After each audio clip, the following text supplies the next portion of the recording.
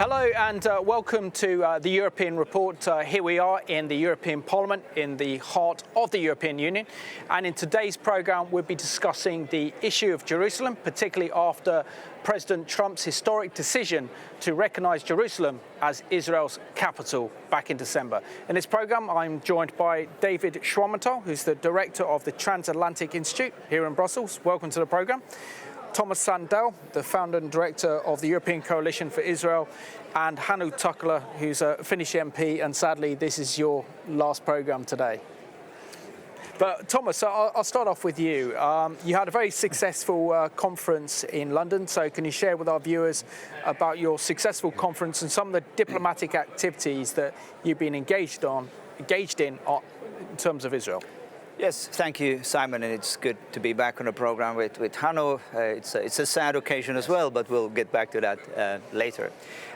Simon, I think the 6th of December will go down in history as a very significant day. You may even call it a D-Day, when something important happened in relation to Jerusalem. You mentioned the U.S. recognition of Jerusalem as the capital of Israel.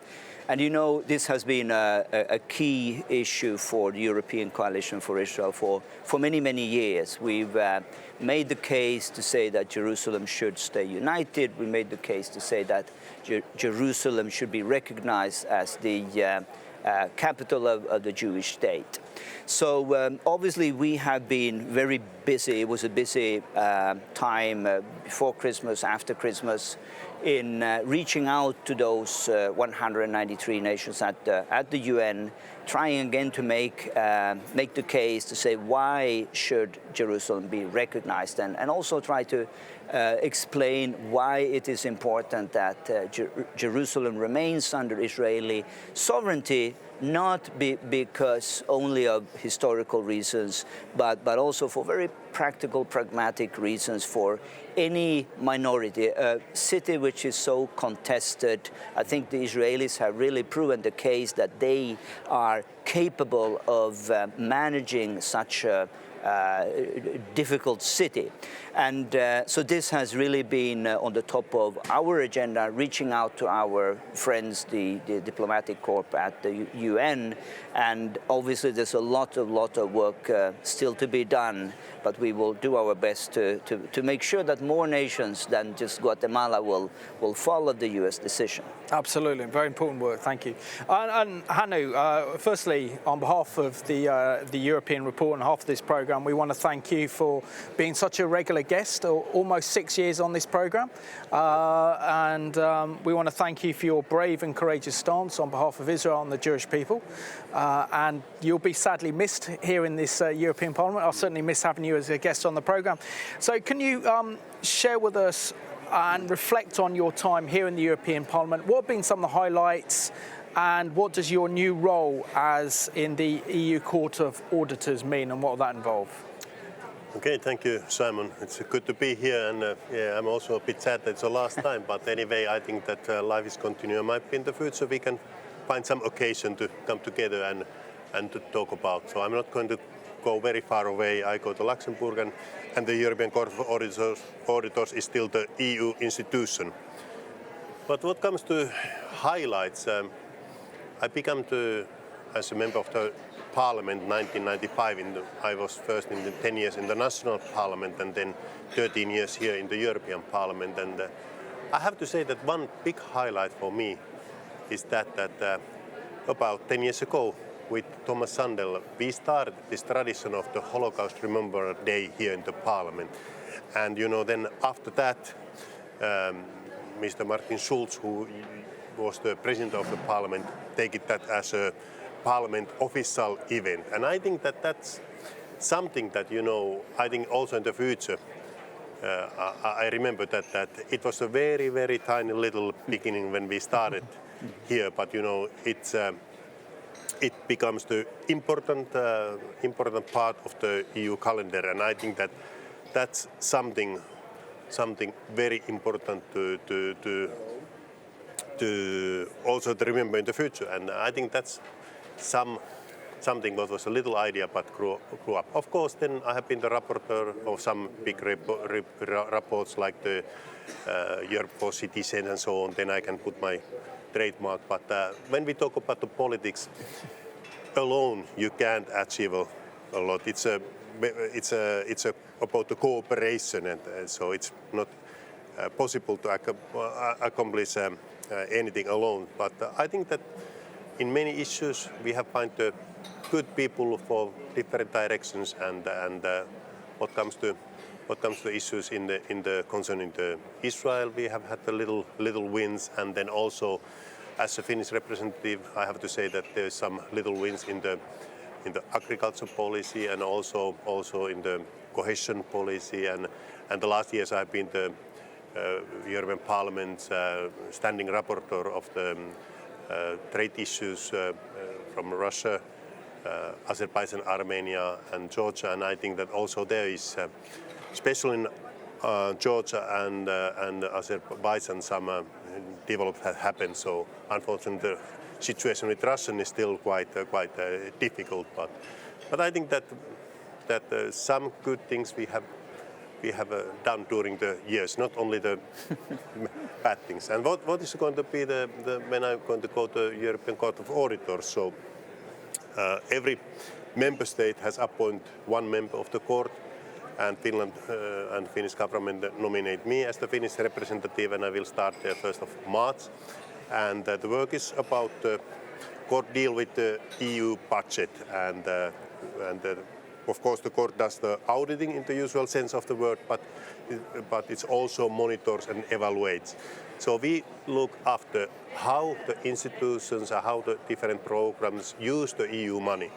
Does the EU money goes the right directions and so on? And for example, during the years we have had some discussion in this program also that what about some money which goes to Middle East, is that using correctly? And because all this money what EU put, for example, to different kind of co-development programs, the money has to promote EU values, democracy, human rights, freedom, express and rule of law. And of course, we do that kind of monitoring, evaluating, and we are the independent body, even though there's an EU institute, independent body, we look after that, how the money is used. And might be later on, we can come back to that and discuss it, how the money is used. Excellent. Well, congratulations for your new position, and you will be missed in this Parliament. And thank you for what you've done.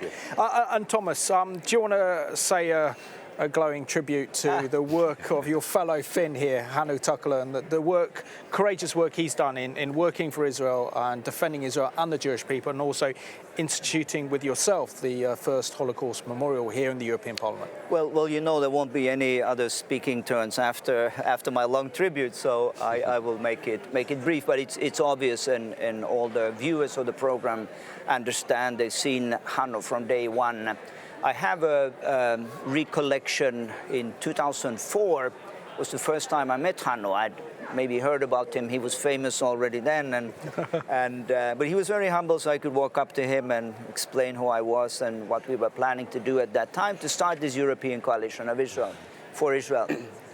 And he said very interestingly that, well, I have been thinking, should I run for office here in the European Parliament? And he said, the main reason for doing that would be to help people like yourself and to help the Jewish state. And I remember how touched I was at that moment that, you know, there were people out there who really had this so strongly on their heart.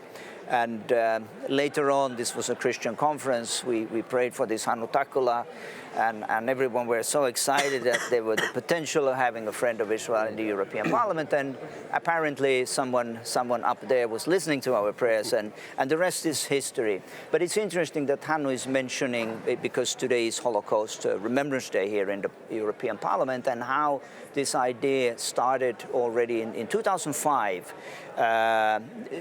just realizing that something was missing at the heart of the European Union. We should remember the victims of the Holocaust. This is the great idea of European cooperation to not repeat history. And to be able to take this initiative, and I remember so well, we were perhaps 30, 40 people, including the Israeli ambassador, and to see what we will witness in just a few hours, how this is an official event. I think Hannu can be proud of that achievement, and as ECI, it also illustrates a very good partnership with a member of European Parliament and civil society organizations such as ourselves.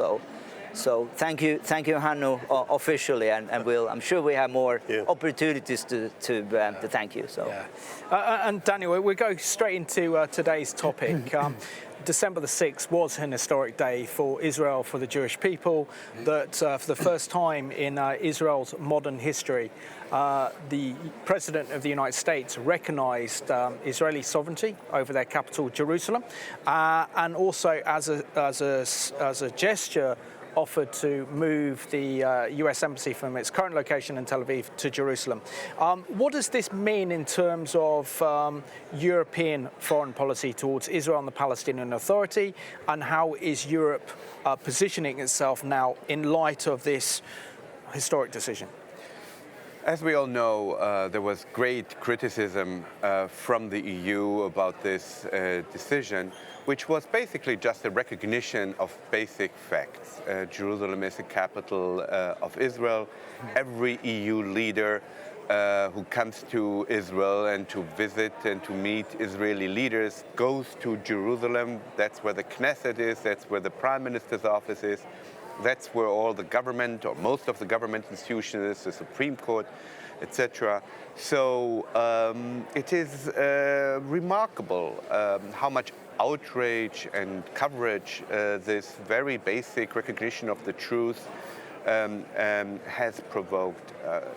President Abbas is definitely trying to make the most of this division between the EU and the United States on this issue. He was here earlier this week and is pressing hard for the EU, or at least some member states, to recognize a Palestinian state. And that's very typical of him. Instead of doing the hard work, of doing the real institution building in Palestine, to create democratic institutions, the rule of law, a functioning economy, stopping incitement, stopping payments. About 7% of the Palestinian budget goes to payments to Palestinian terrorists and their families. So instead of doing all this, preparing a real Palestinian state and entering into negotiations finally, which he has refused for so many years, to get a real state, he's not interested in that. He's just interested in a state on paper, which he may get from one or other member state, and that will be his legacy, unfortunately. And Hannu, as a true friend of Israel in this parliament, what's your reaction to President Trump's decision to recognise Jerusalem as Israel's capital? And can the case now be made here in the European Parliament and the EU institutions to at least recognise West Jerusalem as Israel's capital? I think that we all know that this decision has made a long time ago, that it's based on the fact and the United Nations decision. But the US president, they postponed that, and okay, now Mr. Trump, president, decided, okay, not postponed it anymore, but now announced that. And I think that those people here who knows the history, they knows that, okay, that's right, that was the decision, and at that time when this decision made, there were no so-called Palestinian people, there were Transjordania, and the Transjordania's capital was Amman, and then Jerusalem and West Jerusalem was the capital of Israel. So I think that one very important thing is that try to tell the people once again what is the fact in the history, that people remember that, okay, what happened to the Balfour Declaration and then San Remo, the League of Nations, and all this, and the United Nations. And if they know that, then it's easy to understand that fact that, okay, that's true, and the reason why the embassies mainly are in Tel Aviv and Herzliya, it's because when Israel got the independence, at that time there were the situation in Jerusalem wasn't that stable because Jordania and Israel, they have tension there. So what we can do here, I think, just try to tell what is the truth and what is the history about that. But the problem is that this narrative, the narrative about the Palestinian state and Palestinian people, you know, it's so strong that people don't know the facts of the history, and I think that's the big challenge. And of course, we have to try to influence our ministers of foreign affairs because they have more power. The parliament itself don't have that much power in the foreign policy, but Minister of Foreign Affairs and then of course the High Representative Mogherini try to influence them and say that at least if they don't fully agree, that at least they can say that this historical fact that Western Jerusalem was and is the capital of the Israel. And of course, as we think, and as Trump rightly said, that of course it's so that united the Jerusalem is the capital of Israel. That's the historical fact, but just try to tell the facts for the people that they know. Excellent. And Thomas, we know the position of President Abbas of the Palestinian Authority. He's made his position very clear. This week he met with Mogherini and discussed the issue of Jerusalem. Now he's talking about suspending the Palestinian recognition of Israel as a state. Doesn't this really show his true colours, that he's not really wanting to engage in peace with Israel? And how does this now position Europe in light of the Palestinian Authority's position and that of Israel? Surely now Europe has to make a decision what side she's on. You're absolutely right. We've said it so many times on this program that if the so-called Palestinian people, the Palestinian Arabs, would have wished to have a state, I mean, the facts are there. In 1947, they could have had a state already, a state which would most probably be much larger than what we are looking at today. And knowing history again, we know in 2000, the state was offered to Yasser Arafat, again in 2008.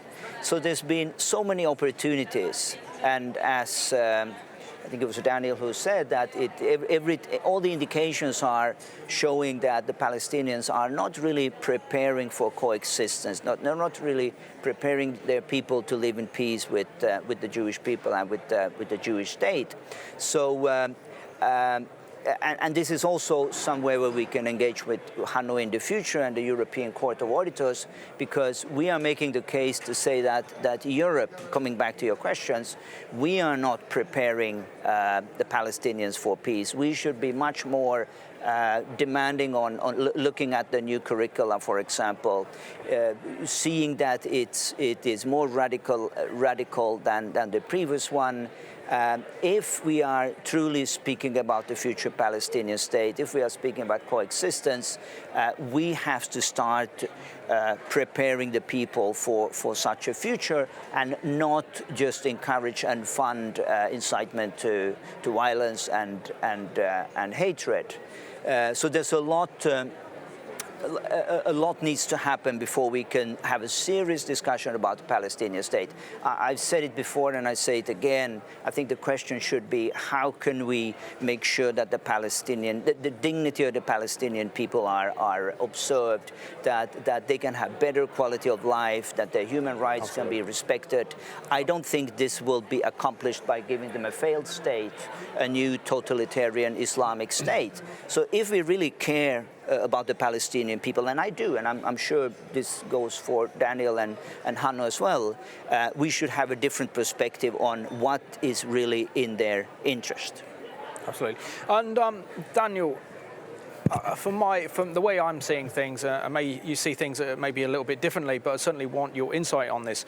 Isn't there a great danger now that the European Union, by siding very much with the Palestinian side and supporting Abbas, will not only isolate itself from the United States, which Europe needs the United States, whether they like Trump as president or not? The fact remains that it's in Europe's interest to align itself with the United States, but also that the European Commission will also isolate itself from what's happening in the region in the Middle East, with this new emerging alliance between Israel, Jordan, Saudi Arabia, and the Gulf states. So, do you think that Europe is looking at this in the wrong direction and not looking at its strategic interests in the region as actually missing a key factor that's going on in terms of these? Well, I hope that this will not happen. I hope that Europe, and I'm pretty sure that EU leaders are aware that in the end of the day, whether they like this president or not, whether they have certain disagreements about policies, which are not new. There have been policy disagreements with the US on this issue and others before President Trump, that in the end of the day, there can only be any hope for progress in the Middle East and in other issues of international security when there is a strong transatlantic alliance. Absolutely. I don't think that anybody really believes here in Europe that they can go it alone, that they can stake out a separate Middle East policy in opposition to the United States. I don't really think people believe this. There is disagreement, for instance, on Jerusalem, but in the end of the day, there can only be a hope for progress here when the US and Europe work together. That President Abbas right now boycotts the United States is one of the most absurd stories I've ever heard. If the Palestinians want to make it really official that they are really no longer interested in a Palestinian state, they need to just continue this policy. But in the end of the day, I think in a few weeks or months, we will probably see a very interesting initiative from the United States. We are waiting for this. They are apparently working on something. And then it will be important that the EU and the US work closely on this and hopefully we'll back it and see if we can get the process back on its feet. Yeah. Well, we're down to the last 2 minutes or so of the programme. So, Thomas, what's your perspective on what's going on, particularly because Abbas and the Palestinian Authority are wanting to drive that wedge between the EU and the United States? What position should the EU take regarding Jerusalem and also this demand and pressure from the Palestinian Authority, not only to recognise a unilateral Palestinian state, but now to recognise East Jerusalem as a future capital of a Palestinian state? One can only wish, but we also know what the realities are. I think as an organization, European Coalition for Israel, we are pretty far from the very dogmatic standard of the EU to say that Jerusalem should be a shared capital. If we look at what does it mean to have a shared capital, we may even agree on that.